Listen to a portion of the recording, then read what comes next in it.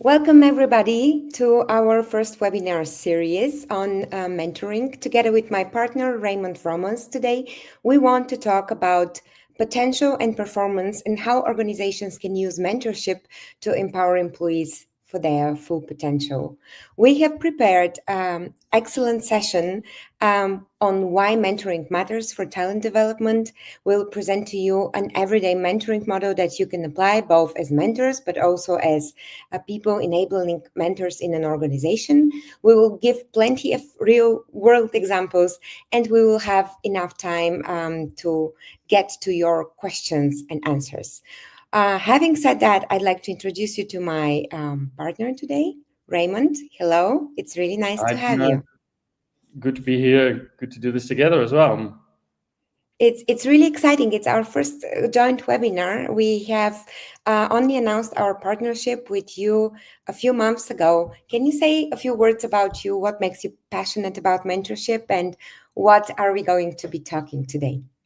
Yeah, of course, love to talk about this topic because in my professional life, I've worked in many different kind of organizations, and then for the last 7 to 8 years, I've been working as a trainer and a coach. So very much involved in different organizations and learning and development process of people. And I really am a firm believer that there's a huge opportunity to help people support and grow using mentoring. So that's of course how we got together. So looking Compassion forward. unites us. Yes.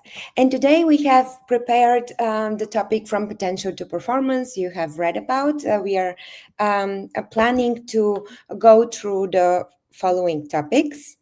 And why do we want to talk about is just because we have this vision.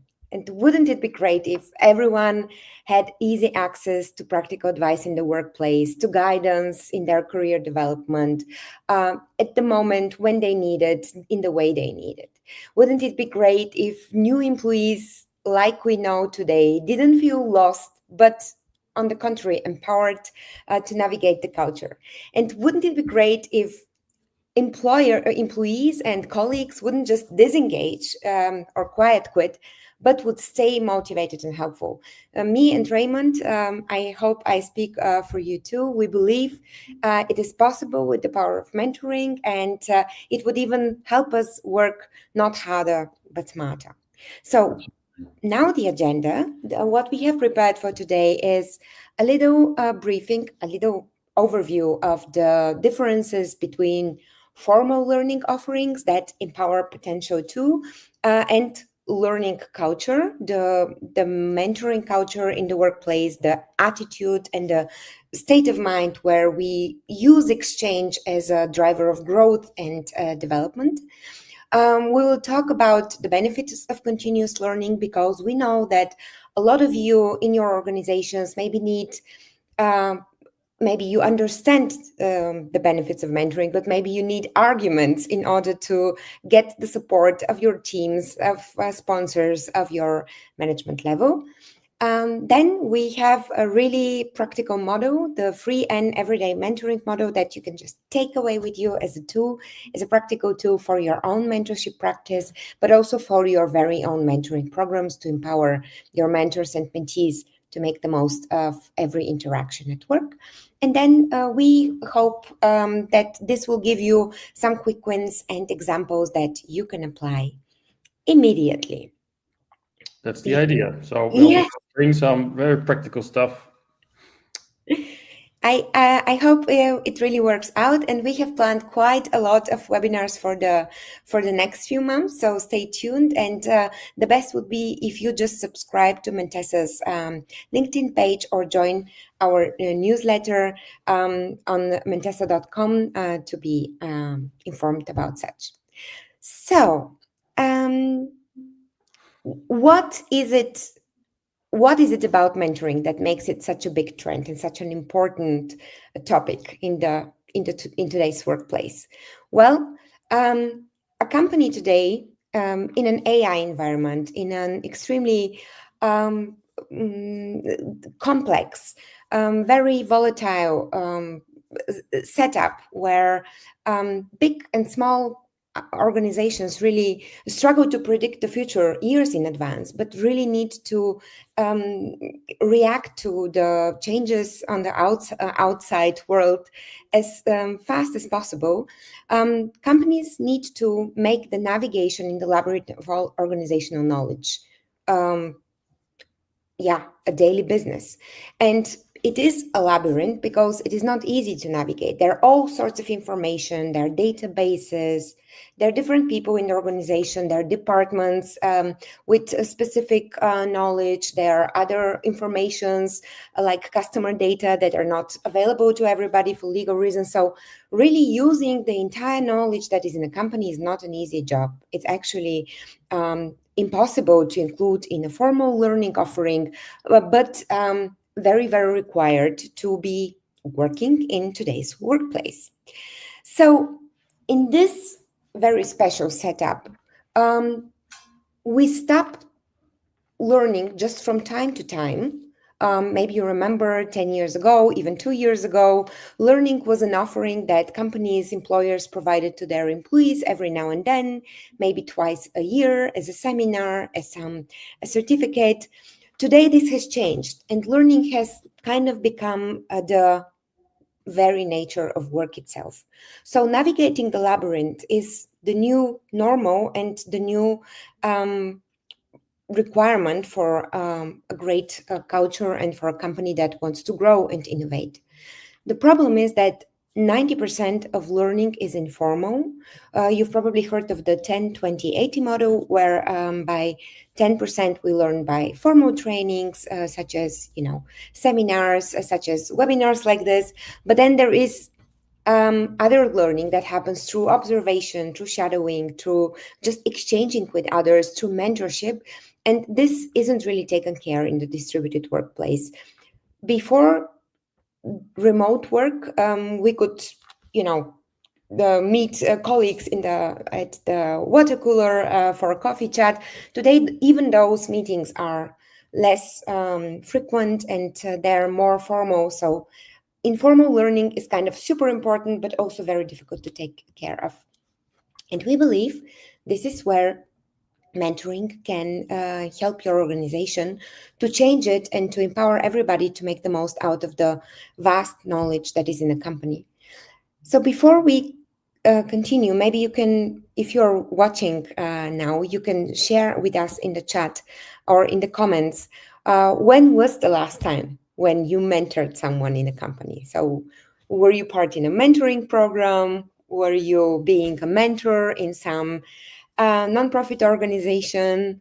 Were you being a mentee in some career development program? If you have any experiences to share, we're really happy to hear about them.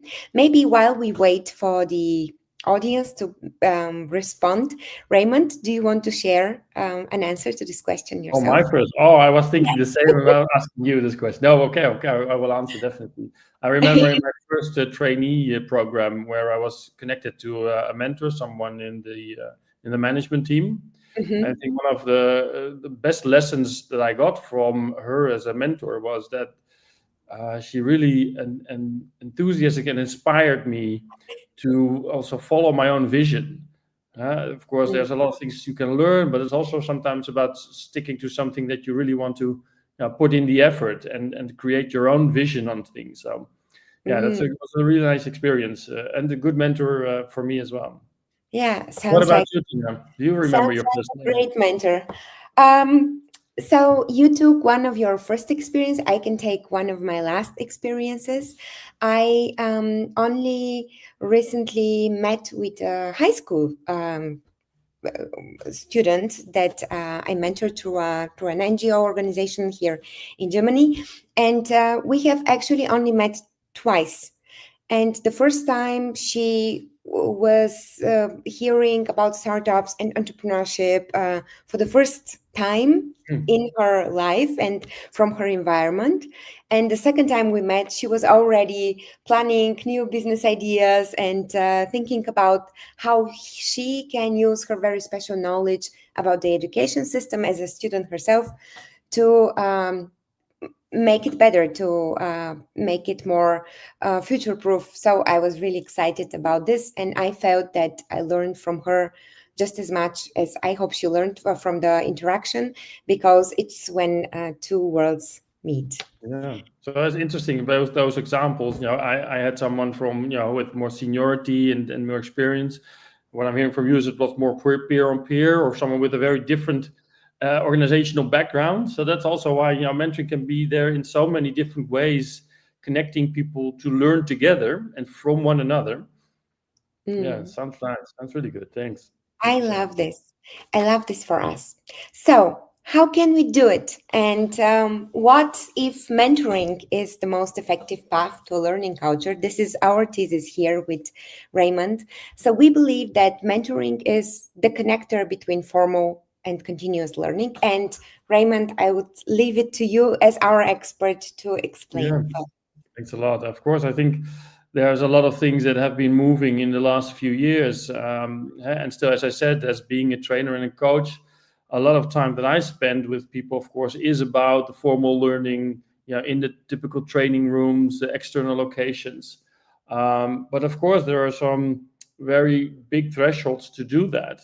There's the time constraint. It involves lots of money, obviously, which is also then the budget restraint. And for many organizations, they set up a training program, hoping that it will be efficient and effective to put in many of their employees. Otherwise, it would be also very challenging to have so many specialized different training offers.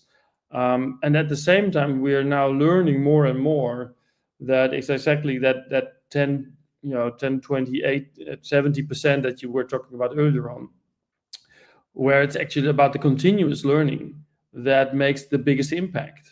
I am also a big fan, being a trainer, of course, but also being and working with people in training settings, usually multiple days, but still most of that actual learning happens in the organizational environment. So the continuous learning is really about creating a learning culture, and that has a different approach than the formal learning is. And one of the key elements there is that it's about just in time, that it's in smaller but quicker and more effective connecting to that learning desire or to that challenge that people experience in the workplace. It's usually also free of charge. So it's either done by the direct manager or, of course, with a mentor who is available, who has knowledge, who has experience within that same organization. And of course, it's also personalized. So it's really, really cut out to what's the employee's needs and goals, and what's the context, what's the daily work about, to really make it specific. So I'm a big fan of continuous learning, and I really, really, really believe that mentoring could be a huge enabler and driver to make that effect and to make that advantage as well for both the employee, but also for the organization itself. And maybe one other remark before we move on to the next one is that it doesn't also mean that it has to be one or the other. I just think that too many expectations from HR is that, well, and managers, if we send someone to a formal training, then things will really be different afterwards. But I think it's about the continuous learning that makes the biggest impact in the end, if people really want to continue their own growth path.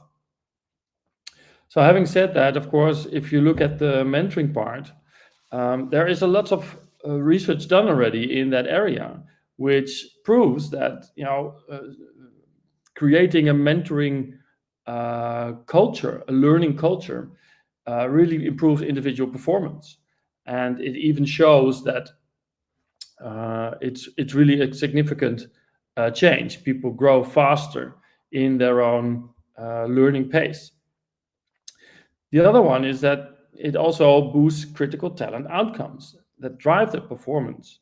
And what that says is that talent development actually leads to a faster career development, and therefore also often has a positive effect on organizational performance. And the last one that we are showing now that we want to share with you today is that it also really strengthens the people systems, because mentoring facilitates connecting people from different parts of the organization. So it also enhances and strengthens the diversity, equality, and inclusion. And of course, all those elements have very, very significant positive outcomes in relationship to the organization and employees itself.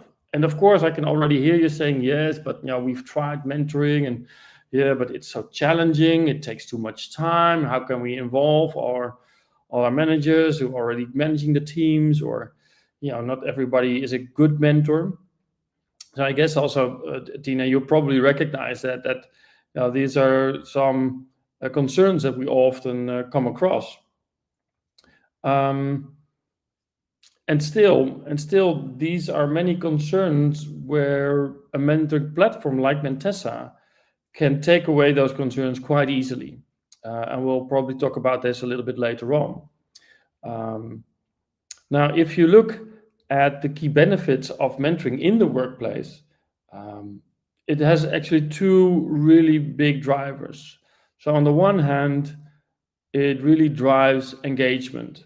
And if it drives engagement, that of course means that it enhances employee connectivity and commitment with the job, the team, and the organization, the company.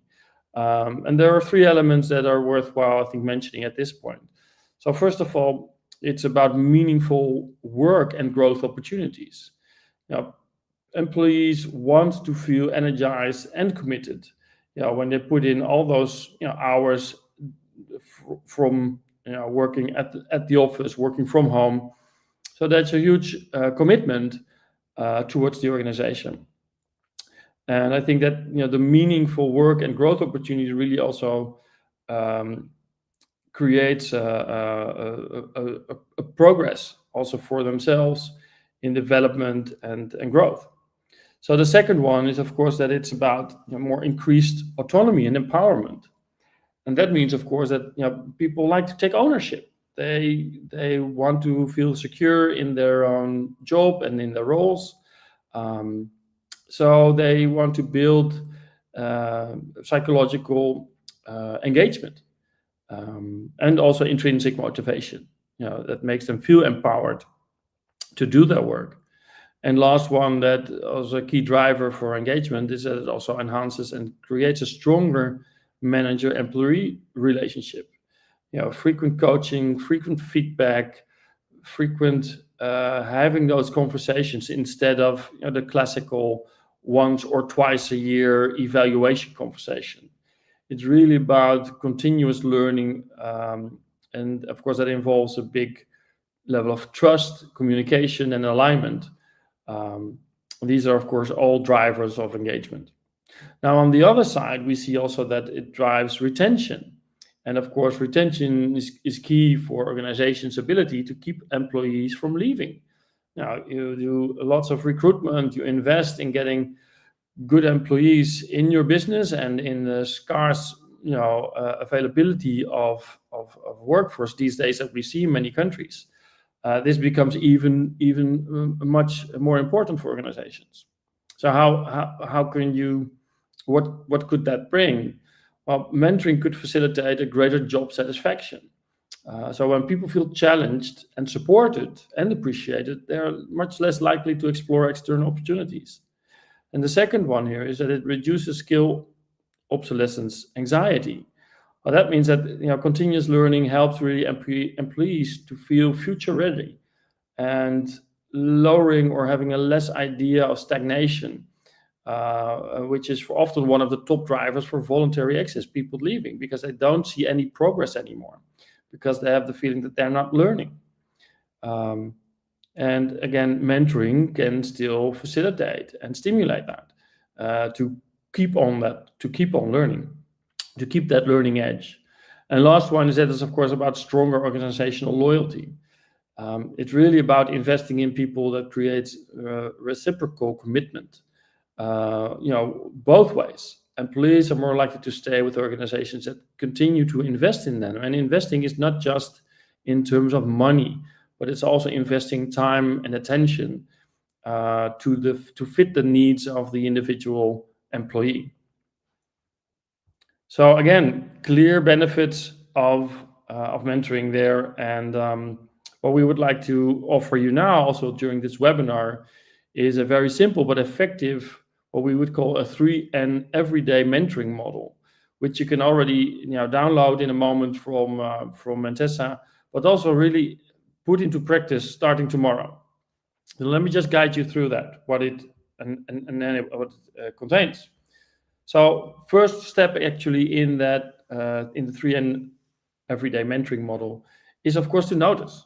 As a mentor, as a manager, you need to notice what's the right moment, so spot the right moment.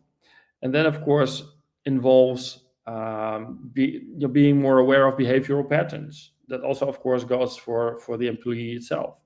So it's about the behavioral patterns of maybe sometimes hesitation or frustration, or not being prepared or not prepared enough.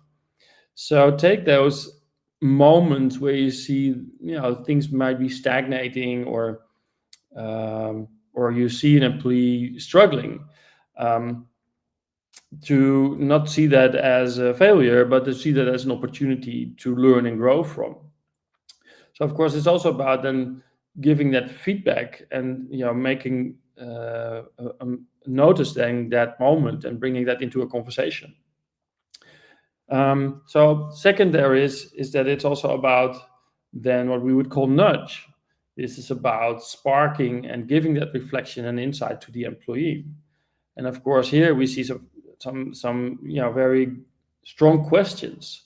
When you see that moment where someone is struggling, or you're not maybe yet meeting up to what's expected, that questions like what felt most challenging about that, or could you try different next time, or where do you see or don't you see the progress, to actually engage into a conversation, not making that a huge and big overall learning challenge, but really to make that a smaller, that's why we call it a nudge, to make it small and feasible to take those first steps. And then the third step is, of course, to support and navigate. So to turn that insight into actually growth.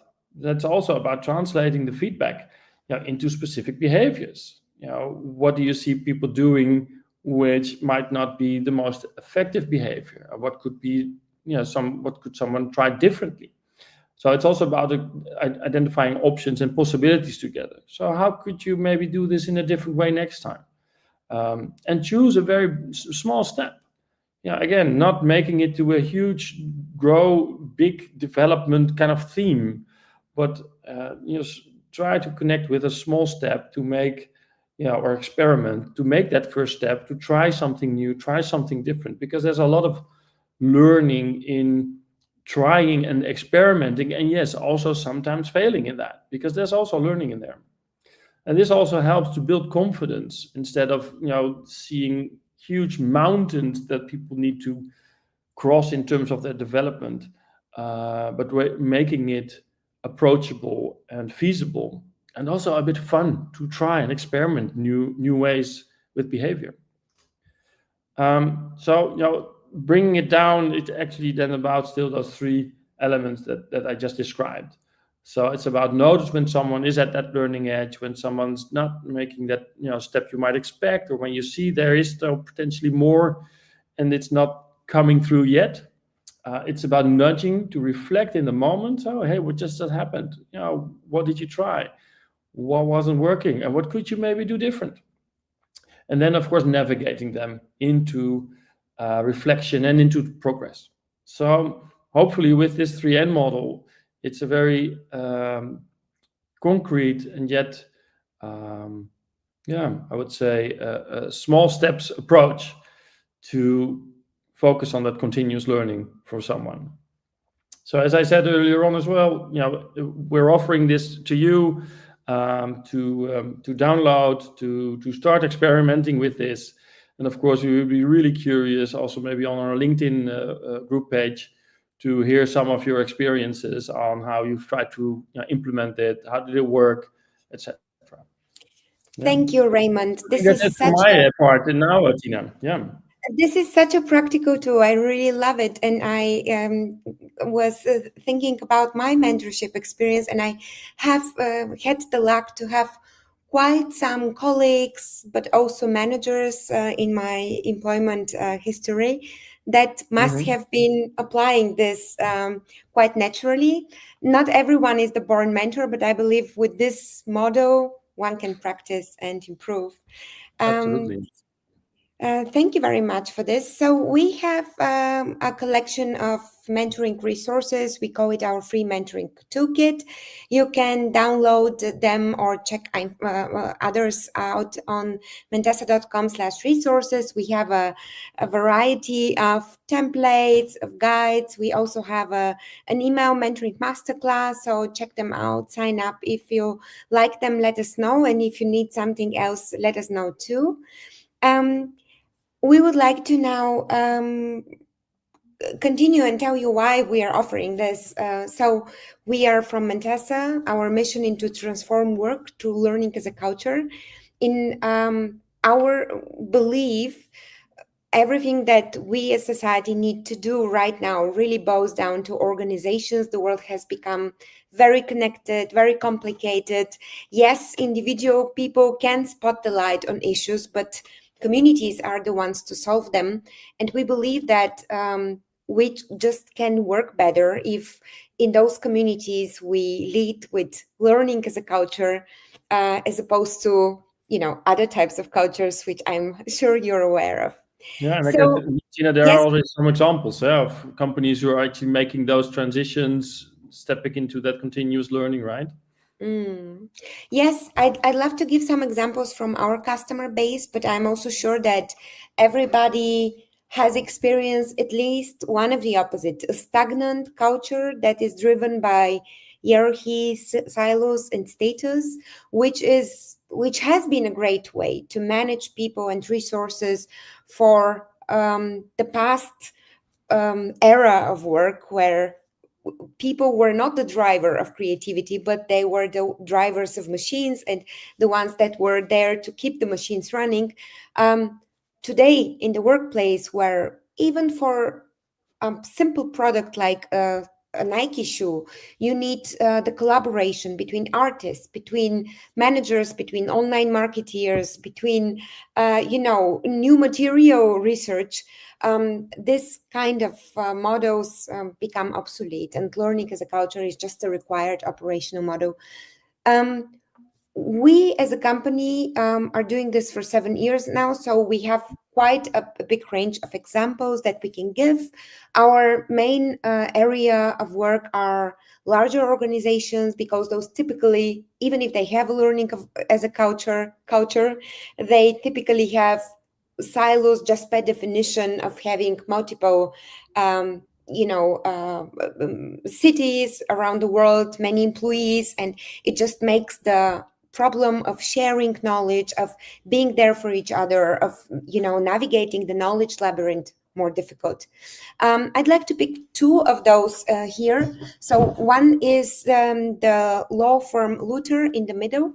We have a really nice video on our website that shows how they used Mentessa to empower employees in the very formal setup of a law firm to be more outgoing, to reach out to more senior managers, to get advice, and to just step by step make it more natural for people to exchange with each other. We have another example of a new farm which used Mentessa for a peer mentoring program, empowering employees from very many different departments to answer questions for each other and to be there for each other. So we have many more on our website, and you can also take a look at our videos on YouTube, but also on our website. If you feel like this is something you'd like to know more about, to meet me or Raymond, you can also book a meeting through this QR code, but you will also find a way to do this on our website. Okay, so that's it in a nutshell. We want to inspire you for mentoring. We believe this is the way for more equality in the workplace. We are confident that opportunity for learning and growth starts with exchange, with free and interaction with just people who feel more empowered to ask questions, and others who also feel empowered to answer to those. This is our company's mission to create equal opportunities for 1 billion people in the workplace, and we are very happy to support you. Here are mine and Raymond's email addresses, and we are very much looking forward to next time. Thank you, Raymond, and Yes. that's it from us for now. Bye-bye. You're welcome. It was a pleasure. See you. Bye-bye.